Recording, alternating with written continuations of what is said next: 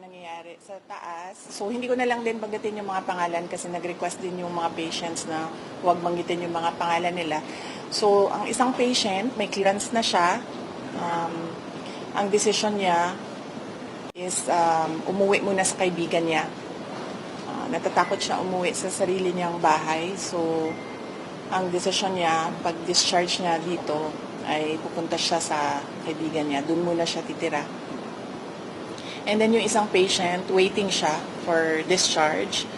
At ang sabi sa kanya ng private doctors niya ay lumipat siya ng hospital. So yun yung gagawin para sa kanya. Dahil po, bakit po?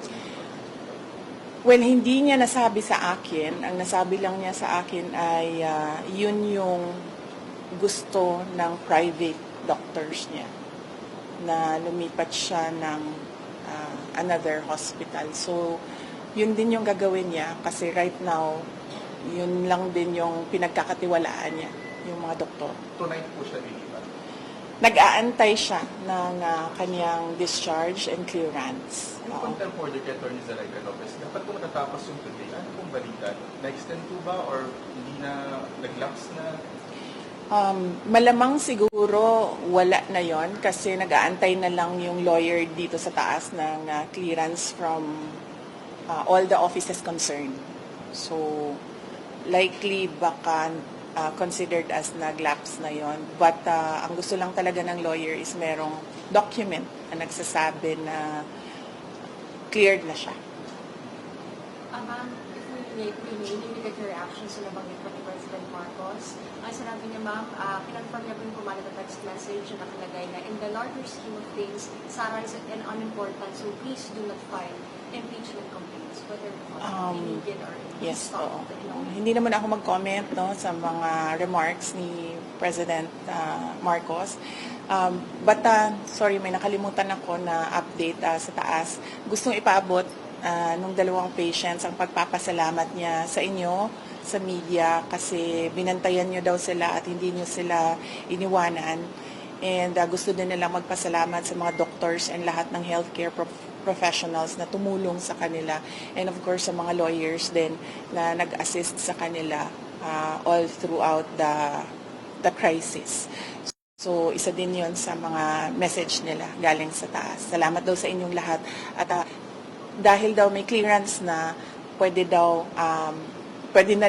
cleared na rin daw kayo from them na umalis or iwanan sila dito. Isa sa kanila lalabas sa today.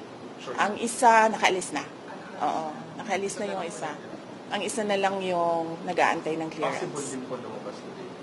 Possible din po ma-discharge. Well, hopeful sila na merong ganon na mangyayari today. Pero I think meron ng assurance ang lawyers na mangyayari yon ang kanyang clearance and discharge today. So, nagpapasalamat. Kaya nagpadala na rin siya ng pagpapasalamat dito sa media, sa inyong lahat, sa pagbabantay, pagtulong at pagprotekta sa kanila. I'm sorry, NBI investigation, December 11. Pupunta po kayo. I'll have to run my schedule day by day kasi nagbabago siya ngayon araw-araw dahil bigla na lang may nangyayari na mga bagay kaya hindi ko magawa yung schedule ko ng malayo pa. So, we do it day by day sa ngayon, yung schedule. So, hindi ko pa masagot kung pupunta ako sa December 11. Tsaka, ang isang consideration dyan ay sinusunod ko kung ano yung mga sinasabi ng lawyers sa ngayon. So, kung ano yung sasabihin or ano yung advice ng lawyers, yun yung gagawin ko. How about the Good Government Hearing Committee? Yes, oo. Nag-express kasi yung isa, dalawa, tatlo. Nag-express yung tatlong mga resource persons from the Office of the Vice President that they really feel safer and medyo kumakalma sila kung nandiyan ako. Ang worry ko lang is right now, wala na kasi kaming chief of staff, affected din yung assistant chief of staff ng office. So ako na lang talaga yung naiwan sa opisina to do everything. And meron ding mga year-end activities ang office. Meron din kaming mga Thanksgiving activities. Meron kaming budget utilization review dahil merong mga budget na kapag hindi nagamit, naglalapse yan by December 31, as well as yung planning for January 1 kasi bago na yung budget by January 1. Kung nakikita nyo, December na bukas, so we have just 1 month to do all those things. So, yun lang naman yung problem ko. Yun pala hindi pa kayo ng comment regarding po sa sinabi po ni Congressman Jay Kong yun po na kung hindi lang daw po kayo maagang nag-ambisyon na mag-presidente, tahimik daw po ang lahat.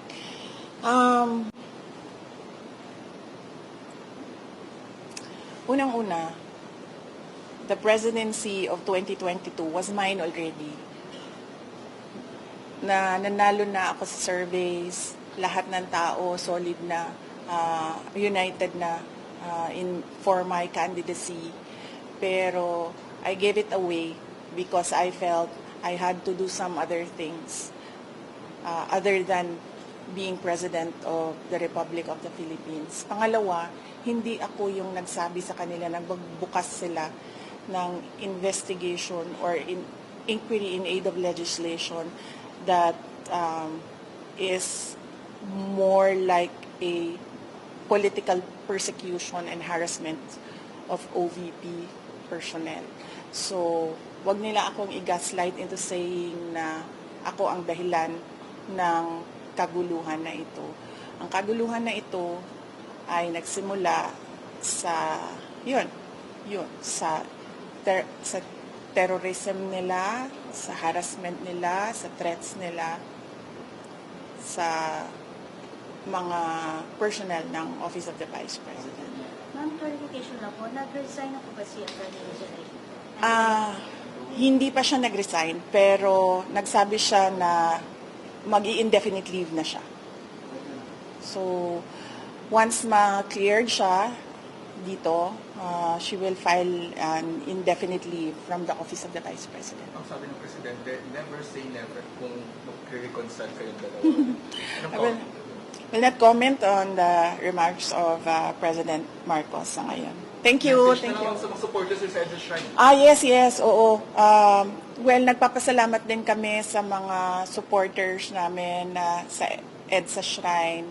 And syempre yung iba pa na kahit hindi namin supporters ay nagpapalabas ng kanilang saloobin sa mga nangyayari ngayon. Dahil nagbabantay din sila sa mga pasyente natin dito sa Veterans Hospital. And nagpapasalamat din kami sa mga tao na nasa labas ng Veterans Hospital na nagbantay din sa mga pasyente. Malaking tulong yon sa akin, yung media, yung mga tao na nagbabantay. Si Senator Bato de la Rosa na hindi talaga niya iniwanan yung mga pasyente. Si Senator Bongo na nag-substitute sa akin dito. Ang laking tulong nun lahat, ninyong lahat sa akin dahil nakakagalaw ako, nagagawa ko pa rin yung mga iba kong kailangan gawin na mga trabaho. Ma'am, tama Thank na po you. ba? Ma'am, nag-usap na po ba kayo ni Claire R. Thank you, ma'am.